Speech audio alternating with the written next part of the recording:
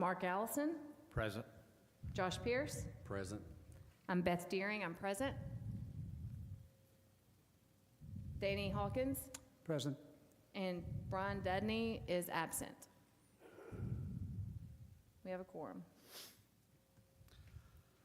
At this time, we will open the podium to any public comments.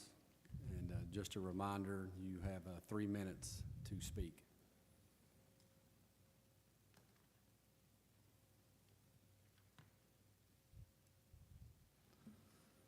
No comments? Comments from staff? No, sir, unless Mr. West does. Nope, we're good. So moving on to new business, consider resolution of the City of Goodlettsville Industrial Development Board to approve an economic impact plan and project agreement for the Rivergate Mall Economic Development Plan area. So at this time, any representatives from the development to the podium to speak?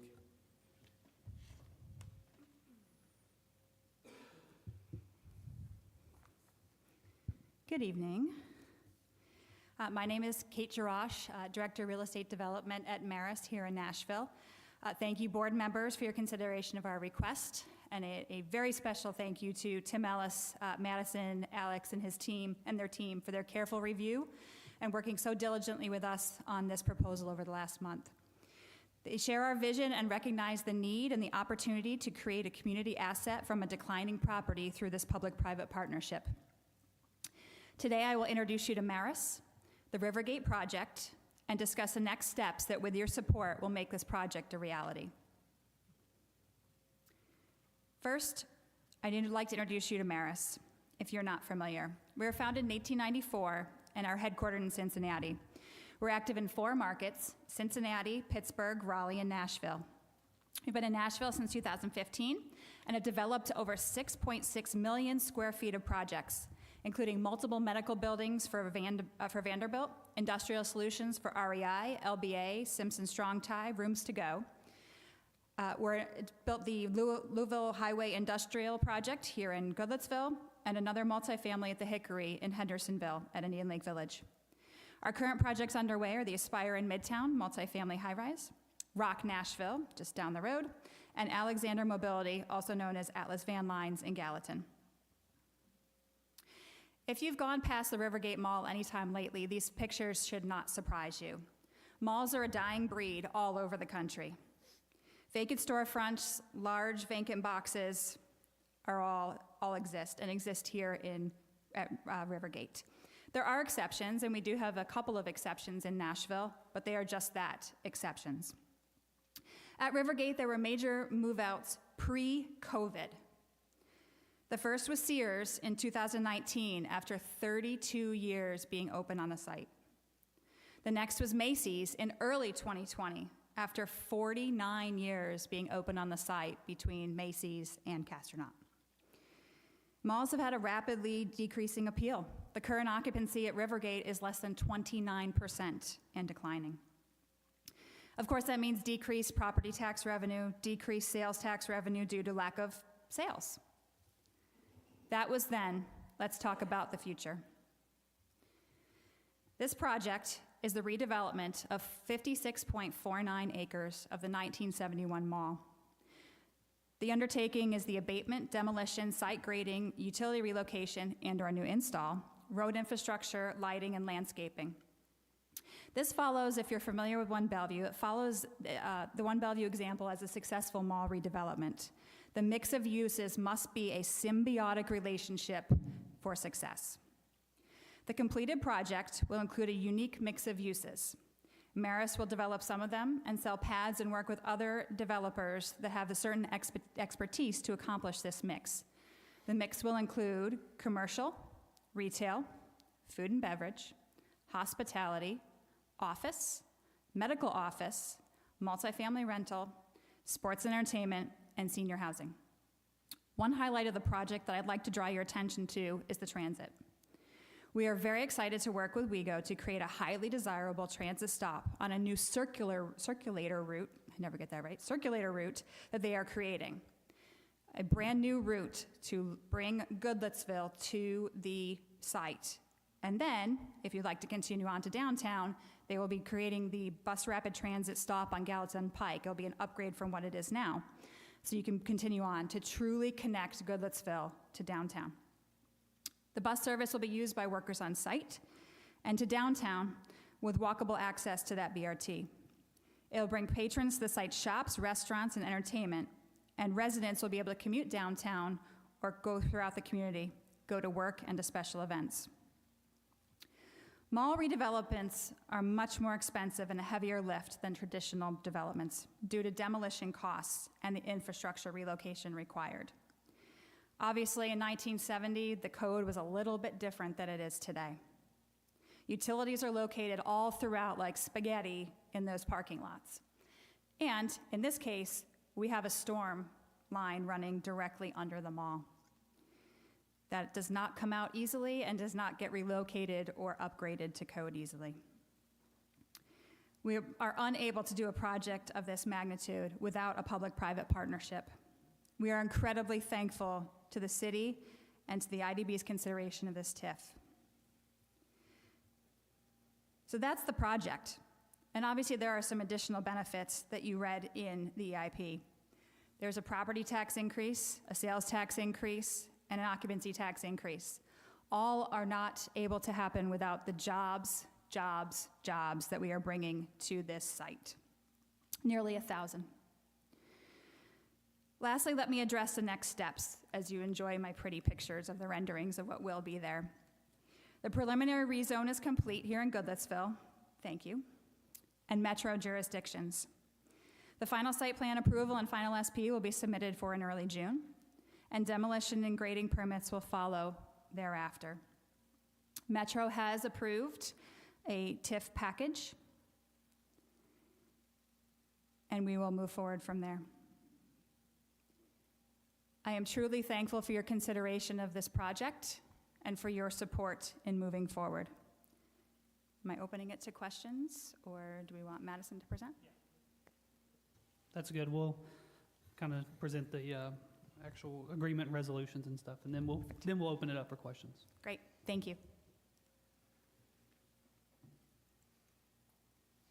Okay, so quickly, thank you to everybody that's been a part of this and worked on this. Before you tonight, you have this resolution. This should have been the first sheet that you had there. Quickly, it's just about the project will be $5 million, or the TIF will be $5 million, capped at that $5 million with a 15-year term on that TIF. We worked with legal counsel on this project, so I'm going to let her kind of touch on a couple of the key items in the resolution, and then we can open it up to board questions to the developer or the legal. Won't you introduce Madison? I guess we could introduce Madison Haynes with Bradley. Yes, hey, Madison Haynes. It's so good to be with y'all. I am at Bradley, and Alex and I got linked up at a UTCIS kind of presentation that I did on TIFs, so this was timely in my practice. I do a lot of pilot work and TIFs as well as land use and zoning. This is such a great project, and y'all have been so great. Alex and Tim have been and Julie have been so great to work with. Like Alex said, it is capped at $5 million of eligible costs. That also includes any payment on the debt service, so it's not $5 million plus interest, it's $5 million total. And so at whatever point in whatever year the TIF has hit $5 million, it's over. So it may be before 15 years. Hopefully it is. Our projections do show that it should be, with all of the development that's going on in the area. Another point I just wanted to kind of cherry pick out of all the legalese of the documents that are in front of you is that this also provides for an administrative fee to be paid to the board annually, equal to the board, being the IDB, the lesser of $25,000 or 5% of the available TIF revenues that are allocated to the board. And Alex, would it be helpful just if we wanted to back up? I'm happy to answer any specific questions. I'm also happy to answer any general TIF questions that might have come up through your consideration of this deal. But that will allow for Alex and Tim and the city to have some funds, the administrative fee, to have some funds to either cover legal counsel or to reinvest into the community, or just to use for, I have some communities that I represent that have used administrative fees for cash grants for, you know, parking lots for uses that they really wanted to attract, that were, you know, a sit-down restaurant or something that you wanted to target. So I think that that will help for, like, this will not cost Goodlettsville any money, I think is the whole point of a TIF, where this is gonna be a rebate and not an abatement of the property taxes. So Goodlettsville is going to continue to get everything that they are currently getting on the site now. And then once the $5 million has been, and they also, excuse me, you also will get any increases in the dedicated taxes, which is the percentage of the property tax that's earmarked for any debt service. So if the city issues any additional bonds or takes on any additional debt, and that number fluctuates, that number will also, those funds will also come off the top. And then once the $5 million has been paid to Maris's lenders, the TIF goes away, and Goodlettsville starts banking 100% of the property taxes on the site as it is redeveloped. One other point I like to just point out, because I get it every time I talk about a TIF, in the economic impact plan, page 4, bottom, in bolded letters, it calls out that any note or any loan that is going to be secured by the TIF revenues is no recourse to this board or to the city of Goodlettsville, meaning that all of the risk remains with Maris, and that the only thing that a bank can come after Goodlettsville for is this increment. And if there is no increment, because, you know, Maris doesn't do this project, we don't even want to go there. But to the extent that the increment doesn't exist, there's not money that has to come out of the city's general fund to repay that note. It is only secured by the TIF revenues, and the onus is on Maris to make the project successful, to make the property taxes increase so that they can be repaid faster, their loan can be paid down faster. So with that, if y'all have any questions, I know that you probably have a lot more questions for Kate just about what they're planning at the site and what it's going to look like, but I'm happy to answer any specifics as to the documents or the deal. Before you sit down, will you talk about the legal expenses that would be covered by the contractor or the developer? I don't think that was covered. No, I did not mention it, but I would put that into the category of it does not cost the city of Goodlettsville anything.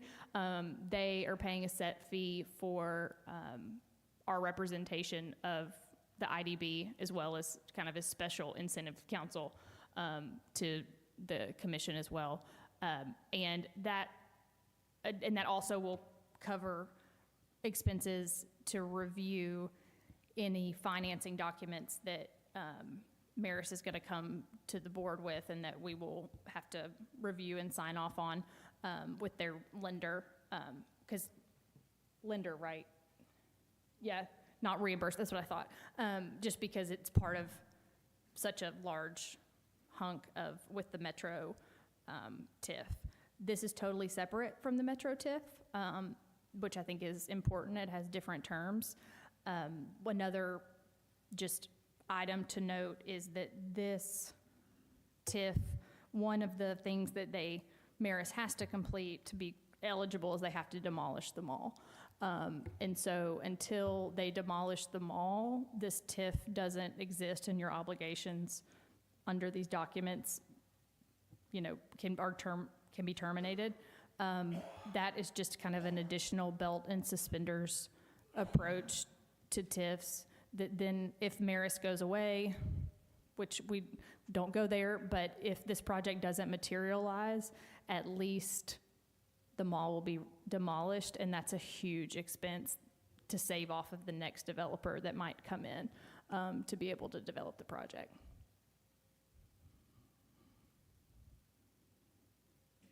We get paid, us as lawyers, and Mr. Freeman can appreciate this, we get paid to do worst case scenario, right? So that's nobody, you have to hope for the best and plan for the worst. So with that, I'll take any questions or turn it back over to Kate too. I do have one question. Sure. Is there a sources and uses for the 5 million so people can see where that's being laid out? Yes, so I wouldn't call, yes. What can be paid for with TIF revenues is defined by statute as public infrastructure. And that is things that you generally think of as public infrastructure. It also can pay for putting utilities underground. As Kate mentioned, with the underground storm sewer and the kind of spaghetti, I like that, the spaghetti utilities above site that are all over the place, they're gonna get to $5 million really quickly. So the process that's outlined in the documents is that Maris will submit a requisition to the IDB, and that will include what they are considering as the eligible costs, what they think that they've spent. Most of the time that includes canceled checks to contractors, or in this case, it honestly might be purchase of I don't want to speak for them, but there's some ways they can get to $5 million really quickly. And so this board will then have that in front of them and will be able to say, yes, this is approved. This is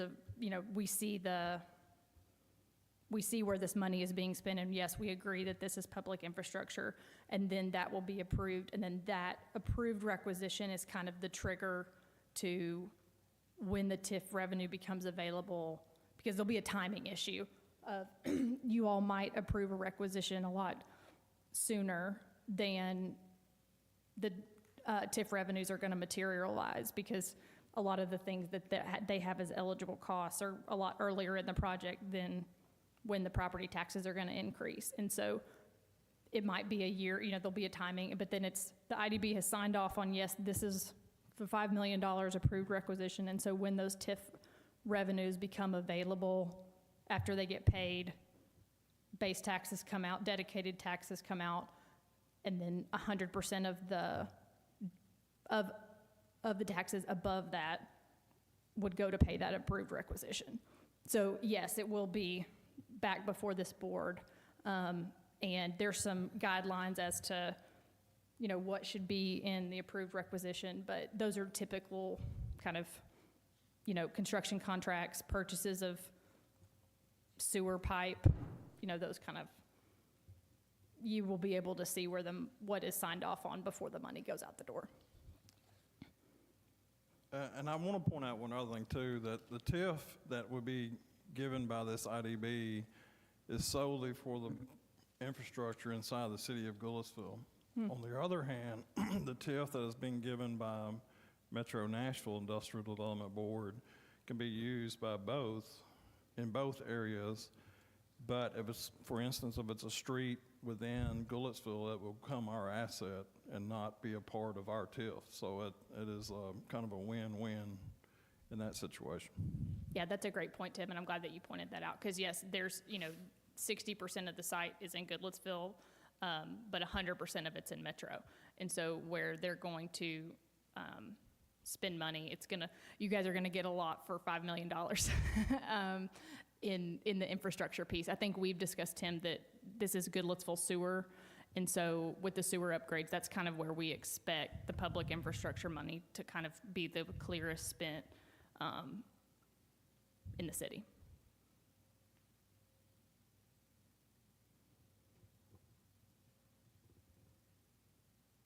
With that, I'll turn it back over to Kate, just if y'all have any kind of general questions about, and if a legal question comes to mind, I'll hop back up here as well. I'm like, they want to hear about what you're going to build, Kate. But the legal is so much fun.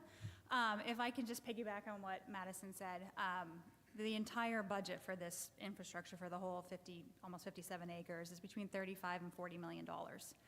So it's going to be very easy to show, you know, what that, especially with the sewer upgrades, but it'll be very easy to show you where 5 is coming from.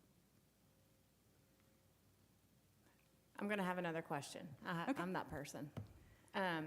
Can you speak to the housing that's going to be provided there, what market rate rent's going to be? Because it's my understanding that the residential housing is going to be all market rent with the exception of the senior living, which is going to have some AMI in there. So can you speak to what the mix of that is?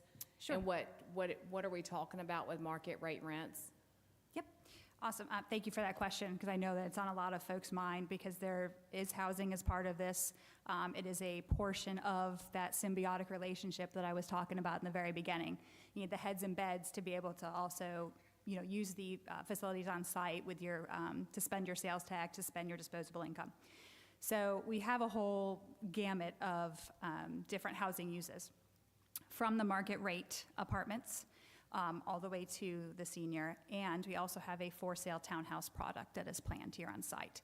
So whether you are just starting out or you're just moving to Nashville, you can purchase, you can rent, and still be here at this project. The senior housing was a requirement of the Metro TIF, and we actually do have a developer who has done this that we'll be working with. They have a number of these in North Carolina. That they will be, you know, have been on site and will be working with us for this product. The senior is 80 units, so it's age restricted, and it caters to folks that have a household income between $68,000 and $75,000 a year. I could say AMI, but it wouldn't mean anything to anybody. So, you know, really, that's the central. As far as the market rate, you have a number of different types of product here in the city of Goodlettsville. We are looking to be in the market and just above the market, current market. I'd really like some more clarification about what that is. Are we talking, I'm a banker, so AMI is something that I work with all the time. Sure. So are we looking at something below 80% AMI? Because we have a lot of that already in the city. So I'm just curious, are we going to be true workforce housing, which is 80 to 120% AMI and above? Is that what you're talking about in the market rate? It's 60 to 80. 68 is the minimum level of income for those 80 units, and also age restricted. for senior living. For senior, yes. Yeah, It's what only about- senior living. That's the only one that is income restricted. Okay, Everything else is that's my market. question. Yep, Just for everything else is market, clarification. or it's only those 80 units. And it is also age restricted, which is something you don't have in the city. Right. What is the age restriction on there? 55. 55? Yeah, okay, that's good, because I mean, somebody living on pension and social security is still going to be hard pressed to go above that, so that's good. Yep, we really tried to touch all parts of the market, so thank you.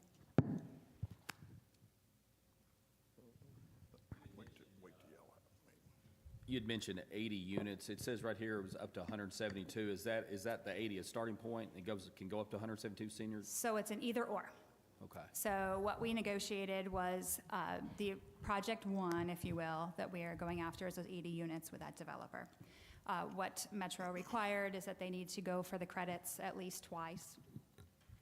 And if they are unsuccessful, we can then revert to a larger project that is mostly market rate, or I shouldn't say market rate, that's like a age-in-place product type that does have a certain number of income restricted at the 80%. Are you still planning 866 new units total, or is that number different? It's about that, yes. Yep. Okay. Doing the math in my head between all the living types. And one other question, too. I noticed in some of the print, it had, it's mixed-use development. It talked about hotels. Can you speak to the hotels? Yep. Or hotel? How many is the plan called for? Are there multiple use? There are two that are cited right now. Both are 120 rooms or more per the Goodlettsville statute. They are both in Goodlettsville, by the way. And if you look at your map, they are in either top northwest and northeast corners. Sure. I have a question. I'm going to take this in a different direction. What about the displaced tenants that are already in the mall? Are y'all going to offer some type of help or what? Sure. We are working with the current property manager to find homes for other folks if they, for the tenants, should they choose. There is some vacancy in the surrounding malls that, or the surrounding strips that still can be near the project. Another question, also, that some of the leases are running to 2028. How are y'all going to deal with that? Again, we're working with the seller on all of those leases.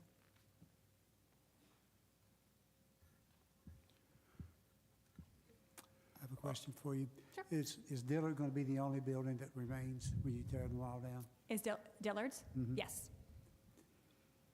Is there any possibility that Penny's would be located in Indian Lake in Hendersonville? I would have to discuss that with them. I don't know what their plan is. Okay. I want to go back to one thing that Mr. Rush said, Mr. Rush, excuse me, and it's talking about the senior housing. The senior housing, and working with her, even though it shows a small piece in our city, the actual final master plan, that senior housing is not even going to be in our corporate limits. So it's really for what it is pretty beneficial for our community and by providing a need that isn't there currently. It's a good point, Tim. Thanks for bringing that up. I mean, obviously, this has been an interesting project thus far as we've been bouncing back and forth between two municipalities, two sets of boards. Not that I don't love coming to see you guys, but it really, you know, as we continue on with the final site plan and the final building layouts, we are going to be, where you see some of those footprints overlapping municipal lines right now, we are going to try to pull them to one side or the other so that we are not crossing lines, which will be great for all the city departments as far as efficiency and for us and taxes and everything else. So thank you, Tim. That's a very good point. Two more questions Sure. to circle back to. The for sale townhomes, those are all market too? Okay. And then my other question. Oh, what is the level of interest? I know that y'all have probably shopped this out already with the retailers who are looking to come. So can you give us an indication of what the tenancy rate's going to be off the bat? How many are we going to have already leased, or are we going to be sitting around with a bunch of unfinished property down there waiting for T&I improvements? Excellent question. So obviously the first project here is to clear the site and prepare it for that vertical. So really we are focused on that project first, and that is going to take us up to 12 months to get done, to totally clear the site. So we're going to be starting from west to east. So Goodlettsville, that phase one that was previously approved, that'll get moving throughout the site. During that time, we will be doing the marketing. As far as phase one is concerned, we know that the multifamily, Maris is developing it, so multifamily, the 340 units will be going, and we do have interest on the commercial, that 17,000, and we are just getting ready to start marketing the hospitality. As you move across the site, we have significant interest from multiple townhouse developers. Obviously, I've mentioned the senior, and we'll be doing the other multifamily. As far as the sports and entertainment is concerned, I have 3, now 4 different options that are looking at that site, ranging from a number of different square footages and different uses, but all very much germane to the site. What else is up there? And then the retail will be, you know, the moment that mall comes down, there will be interest. We have not done marketing. Not formally. So, you know, looking to get through approvals and, you know, make sure that this project is a go before we really, you know, put contracts ready. But over the next, I'd say 60 to 90 days, you'll start seeing.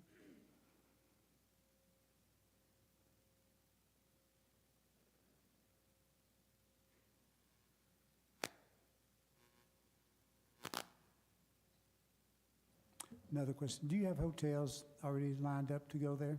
Not yet. Are you discussing with any of them? We have not marketed it yet because we have not had a site to show them quite yet. But even when they do, those will still have to come before the city, right, for approval? It won't be just willy-nilly, y'all choosing of whatever name brand, that still has to come before the city to make sure it aligns with what we're looking for, correct? Not correct. If it meets the requirements of that zoning, it would be very difficult for the planning commission to turn down a hotel based upon brand, if that's where we're going with that question. So the only thing that comes back before the city commission for approval is the site plan of the specific building. But it does have to be the 120 Yeah. units or above. I give you, for instance, 120 rooms is a Courtyard Marriott. 90 rooms or less is every other hotel up and down Conference Drive, and you can kind of tell the difference. I'll probably get in trouble for saying that, but you can tell the difference between those levels. And I want to go back to one statement so everybody's all on the same page. The only income-based housing in this is the senior active living community, which has currently 80 units that will be outside our corporate limits. And it's also at a level that I feel serves a need that is not being met in our community. Every other residential unit has no income-based anything with it.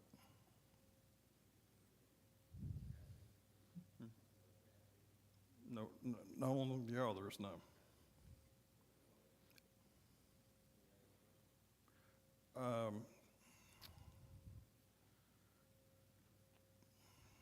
Is the board okay with the Board of Commission asking a couple of questions? Okay.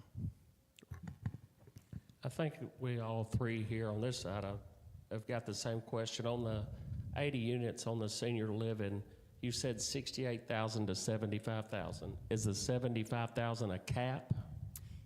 Yes. So it's going to go with whatever the MSA's median income is for the year. So obviously, last year it was 106 and change, 25 is 114 and change. So as that moves, it will move as well. And just curiosity for the board, excuse me, what is the reason for putting a cap on the top side? That's the type of project. Well, it almost has to be for a senior living, because think about this, you max out Social Security at what, $2,700 a month? I think that's the maximum. And so if someone even has pension on top of that, you're looking at another maybe $1,500. They're still making less than $50,000 a year. My mom would have qualified for that, you know? So, I mean, it's people who have probably worked most of their lives, maxed out their Social Security, but most of our parents and, you know, my older siblings they had great jobs with pensions and were banking on that as opposed to putting away money for retirement. So that, to me, that's the market that this is looking to Thank you both for that. hit. Not only that, but it's also no requirement for all 80 units. It can be market rate on 10, 15%, is that right? The 80 units is fully age Okay. restricted, income restricted. That's the Plan B that we were My discussing. apologies, and That's okay. I misunderstood that. But it does have a minimum income too of 68, correct? Yes. And that will move, I guess, with AMI? It'll move as the AMI moves. Mhm. And that's for two Thank you. person. So one person's going to be a little bit different, but it's, So this is for a two that's for a people? two-person. Yep. Income of 68? As defined by HUD, by that type of product. Okay. So are there limits of the number of people who can reside in a unit? I don't know the rules specifically. It's why we're engaging a developer that does. Yeah, okay.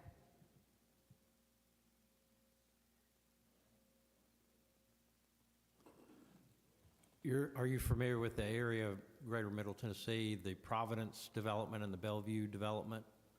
Yes, Is somewhat. this comparable, similar to the Live Shop Play that those two have developed? As far as One Bellevue, One Bellevue is a great example of what we're trying to create here. Obviously, that's, you know, a little bit of an older product, and a little bit different type of multifamily mixed use than what we were doing. They don't have that for sale product like we are proposing. You know, you can translate the Fort I Center to something with the sports and entertainment. They have the medical, we'll have the medical. So, you know, that type of, yes. Thank you. Sure.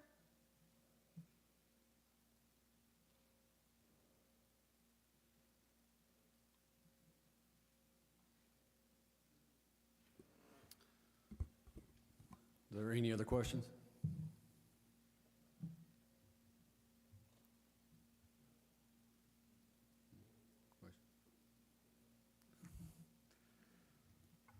All good?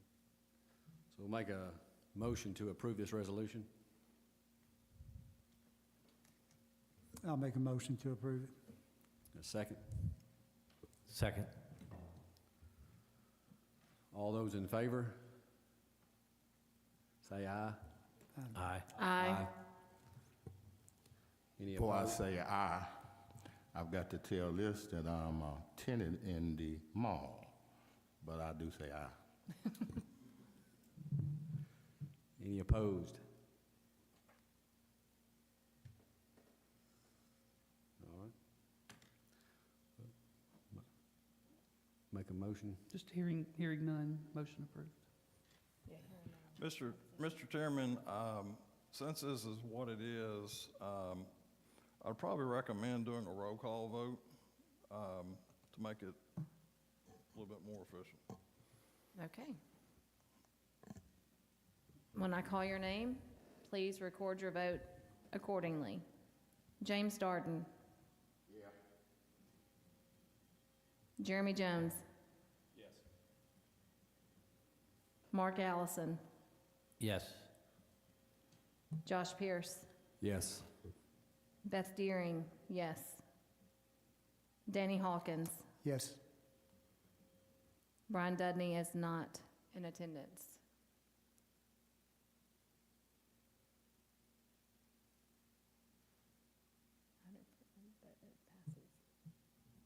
So this resolution is approved 100%. So we'll make a motion to adjourn. Anything else? Meeting adjourned. Thank you for your time.